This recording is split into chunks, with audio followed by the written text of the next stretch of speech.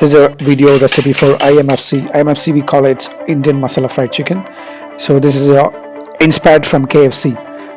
It's easy to make. You can just follow the recipe given in the first two slides.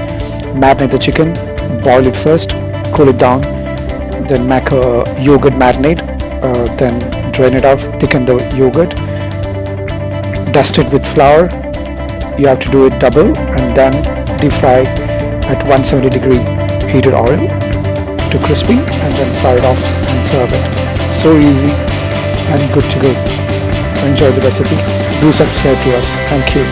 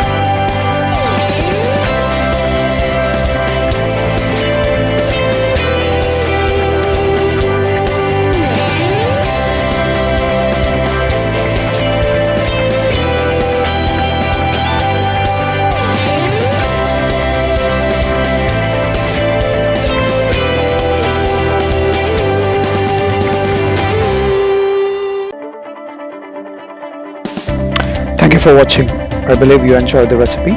Do subscribe to us, click the bell icon, share this recipe with others. Keep cooking. Have a great day.